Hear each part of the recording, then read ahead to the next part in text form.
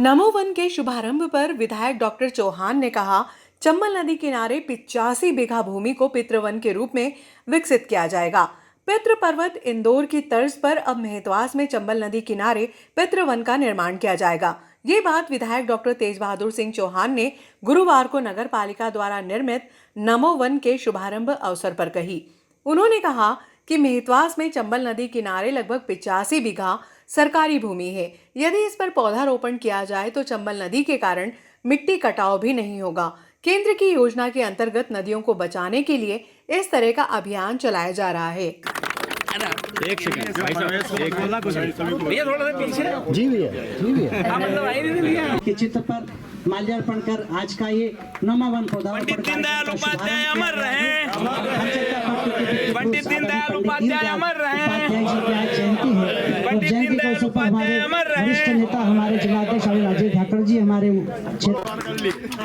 कार्यक्रम के मुख्य अतिथि माननीय लोकप्रिय विधायक डॉक्टर तेज बहादुर चौहान साहब का आप स्वागत। हमारे जिला अध्यक्ष भाई राजेश जी धाकड़ साहब का स्वागत करें।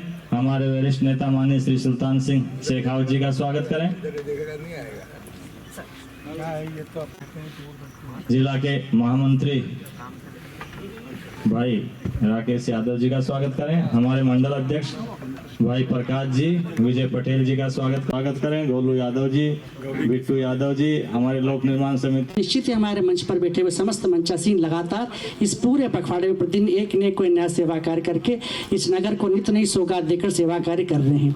आज के इस अवसर पर हमने यशस्वी प्रधानमंत्री जी का चूंकि 75वां जन्मदिन है, इसलिए 75वां जन्मदिन हमने यहाँ पर 75 पौधरोपण कर यहाँ पर इस नमो वन नगर पालिका परिषद नमो वन का एक नया वन बनाने का प्रारंभ किया है। मैं समझता हूँ इस वन के बनने से यहाँ पर मिट्टी का कटाव भी नहीं होगा और जो पर्यावरण संरक्षण में जिस प्रकार ग्लोबल वार्मिंग की लगातार हमको दिशा है, उस ग्लोबल वार्मिंग पर भी कहीं ना कहीं काबू पाने में सक्षम रहेंगे। आज के इस अवसर पर आप सब पधारे, आप सब ने यहाँ हमको आशीर्वाद दिया। हम बड़ा मैं नगर पालिका परिषद की ओर से माननीय अध्यक्ष जी का प्रतिनिधि होने के नाते और सांसद जी का प्रतिनिधि होने के नाते आप सबका हृदय से स्वागत निवेदन करता हूँ। बहुत बहुत धन्यवाद। चूंकि आज पंडित दीनदयाल जी की जयंती, हमारे पितृ पुरुष, उनके भी चरणों में आज मैं सादर नमन कर इसी प्रकार हमको अंत्योदय के पथ पर चलकर हम इसी प्रकार सेवा कार्य कर सके, ऐसी उनके जयंती पर हमको प्रेरणा मिलती रहे। आज के इस अवसर पर इतना कहना पर्याप्त होगा। बहुत बहुत धन्यवाद।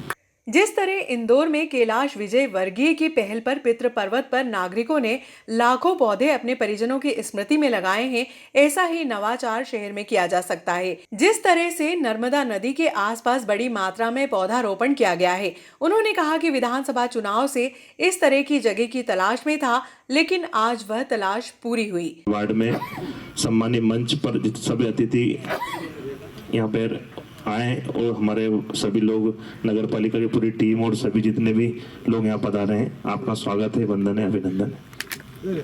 टीम को जिन्होंने इस स्थान का चयन किया, मुझे लगता है आज जो पौधारोपण हुआ है वो सही मायने में और बहुत व्यवस्थित तरीके से हुआ। पौधों की जो संख्या और क्वालिटी है वो बहुत अच्छी है। साथ ही आपने बहुत अच्छे स्थान का चयन किया और तार फेंसिंग भी की है, तो मुझे लगता है कि निश्चित 100% ये पौधे चलने वाले हैं।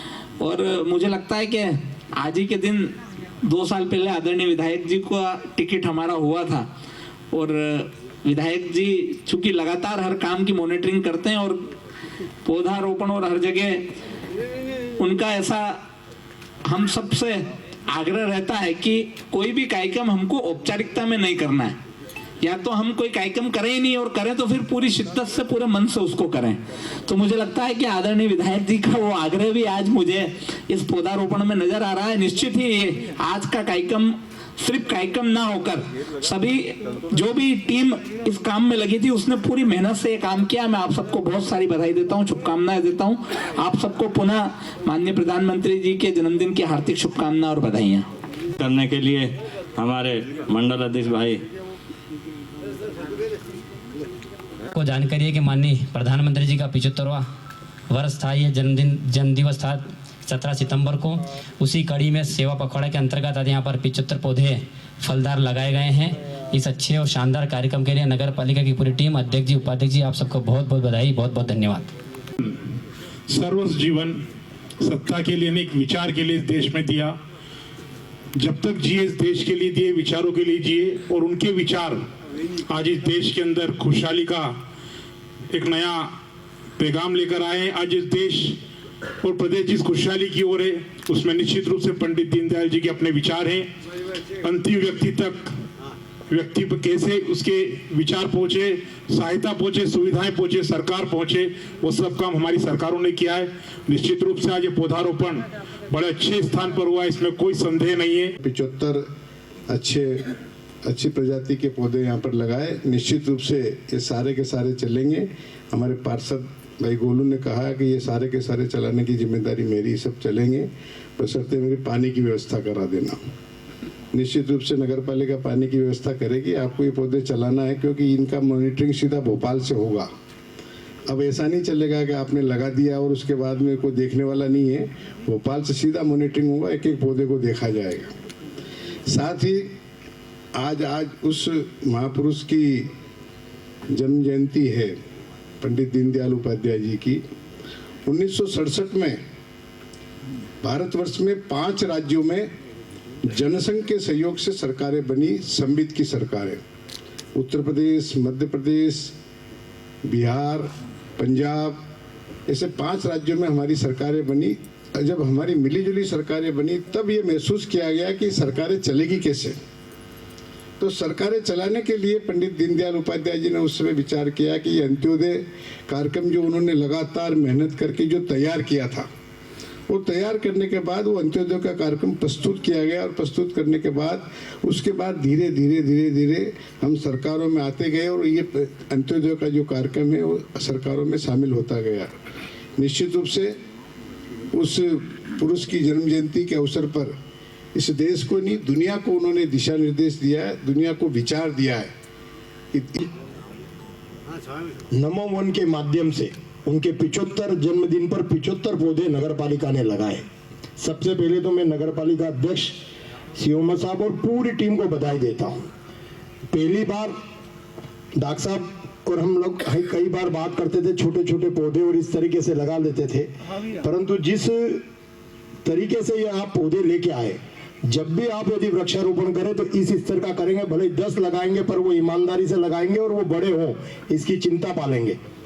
भाई गोलू कह रहा था कि भाई साहब इसकी चिंता कर लेंगे, बोरिंग होगा, मोटर लगेगी, सब होगा, पर हम अपने मंदिर की व्यवस्था के लिए भी कुछ पानी की व्यवस्था करते हैं।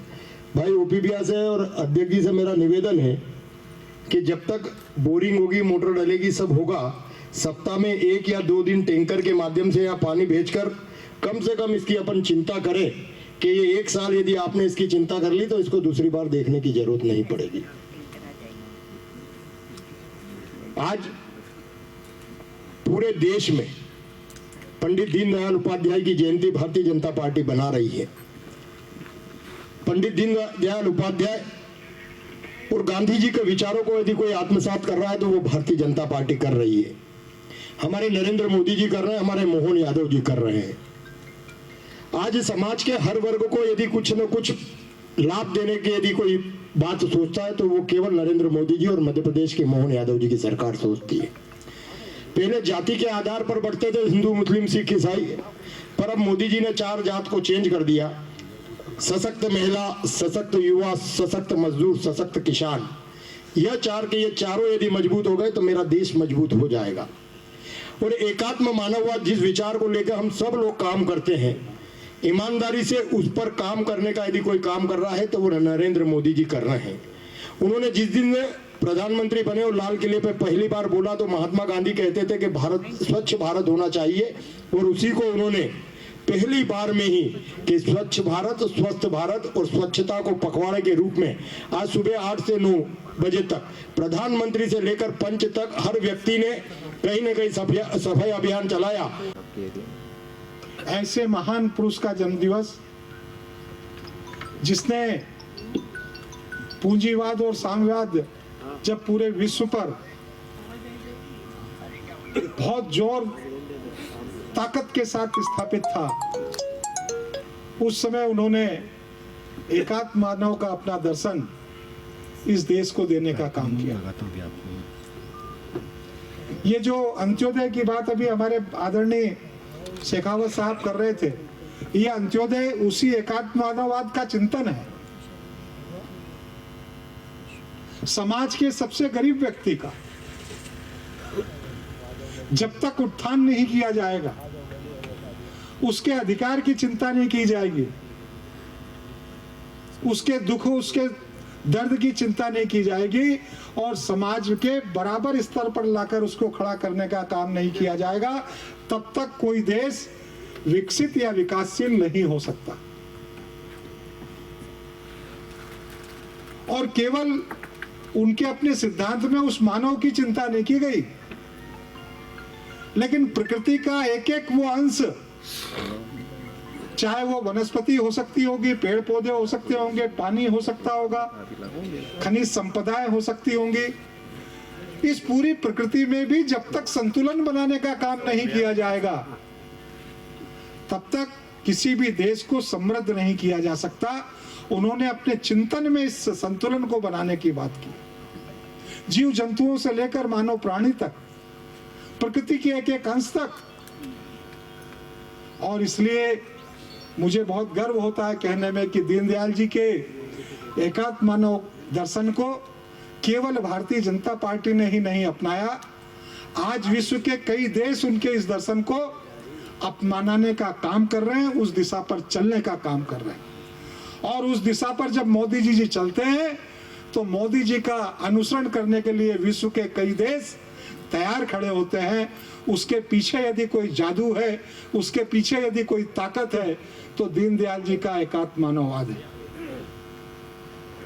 और इसलिए मैं आज उनके पुण्य जन्मदिन पर उन्हें स्मरण करते हुए अपनी श्रद्धांजलि अर्पित करता हूं। जहां जहां भी भारतीय जनता पार्टी की सरकारें हैं, गरीब जनों के लिए, बहनों के लिए, बच्चों के लिए, दिव्यांग जनों के लिए अलग अलग प्रकार की अंत्योदय की जो योजनाएं प्रारंभ हो रही हैं और लगातार सरकारें उनको पूरा करने का काम कर रही हैं, ये उनके सिद्धांत, उनके दर्शन में दिए गई बातों का ही फल है। मैं आप सबसे भी आग्रह करता हूं कि एक बार उनकी बात बताने के लिए बहुत सारी हो सकती है, यदि मैं शाम तक भी बोलूं तो कम है, लेकिन एक बात यहां पर बताना जरूर चाहता हूं। एक बार वो पार्टी के किसी वरिष्ठ जन से बातचीत करने के लिए द्वितीय श्रेणी के डिब्बे से प्रथम श्रेणी के डिब्बे में चले गए अगले स्टेशन तक। अगले स्टेशन उतरने के बाद जब वो उतर रहे थे तो विश्व हिंदू परिषद व बजरंग दल के संयुक्त तत्वाधान में मुख्यमंत्री को संबोधित ज्ञापन एसडीएम रंजना पाटीदार को सौंपा गया, जिसमें गो मांस पर जीएसटी शून्य करने का विरोध दर्ज करवाया गया। हिंदू संगठन के पदाधिकारियों ने आशंका जताई कि गो मांस पर जीएसटी शून्य होने से गो माता की हत्या का ग्राफ बढ़ेगा। ज्ञापन के माध्यम से त्रुटि सुधार की मांग की गई। आज विश्व हिंदू परिषद, बजरंग दल पूरे मालवा प्रांत के जिला केंद्रों पर माननीय मुख्यमंत्री जी के नाम ज्ञापन प्रेषित किया जा रहा है और उस ज्ञापन में 18 सितंबर को एक विज्ञप्ति के माध्यम से जीवित गोवंशी पशु का धारा 102 के तहत गौ मांस जीएसटी से मुक्त किया गया।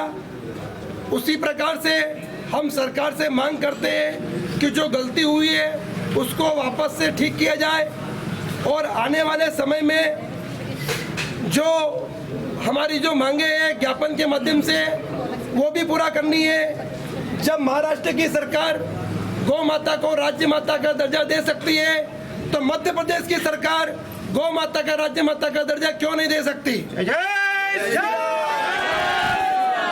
और आज हम देखते हैं कि गौ माता के लिए समग्र हिंदू समाज में पीड़ा रहती है। हमारे हिंदू समाज के कार्यकर्ता दिन रात मेहनत करके गौ माता को बचाने के लिए भी काम करते हैं और मध्य प्रदेश की सरकार 2004 गौवंश वध प्रतिशत अधिनियम के अंतर्गत कार्य करती है। हम उसकी सराहना भी करते हैं और मुख्यमंत्री जी की तारीफ भी करते हैं कि 20 रुपए से बढ़ाकर गौ माता के लिए 40 रुपए करें।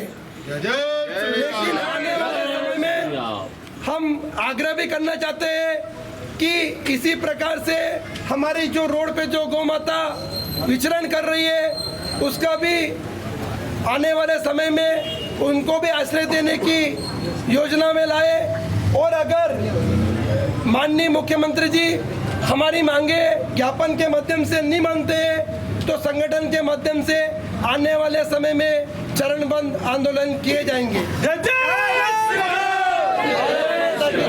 जय श्री राम, जय गौ माता। तो वे आए और विषय पर प्रस्तावना रखें।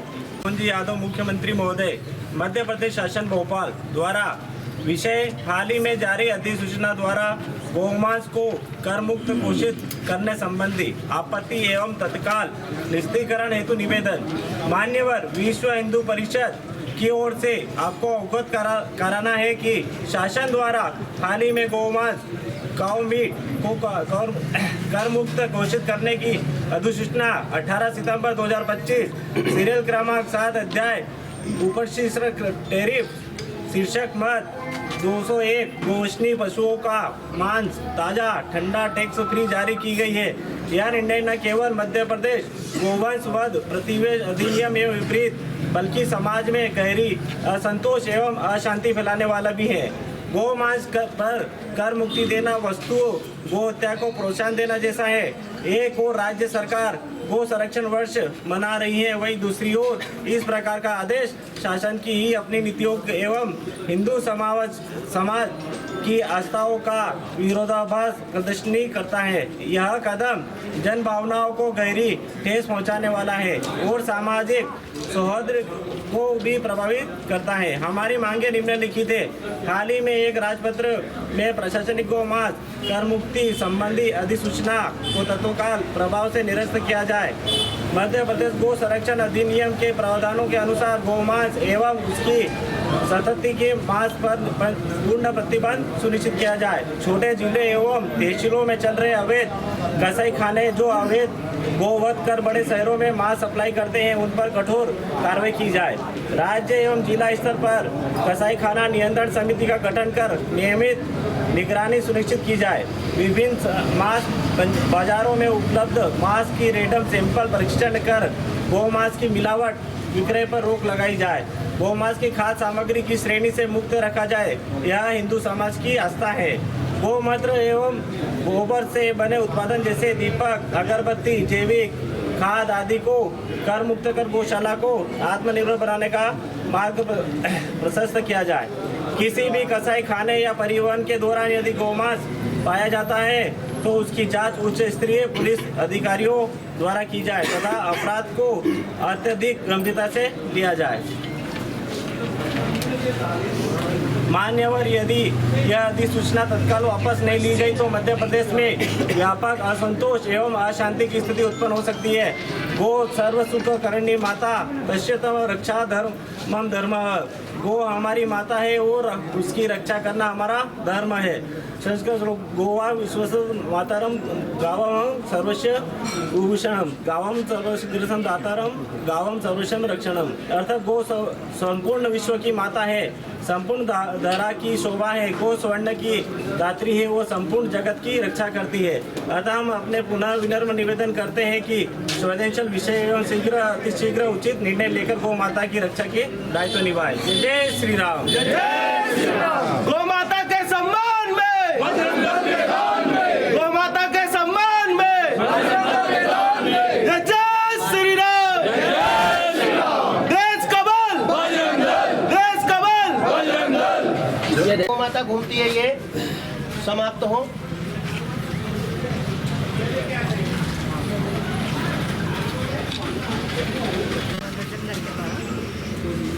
सूचना जारी की जिसमें गोमांस को कंट्रोल कर दिया गया है, उसके संबंध में माननीय मुख्यमंत्री के नाम से ज्ञापन प्राप्त हुआ है।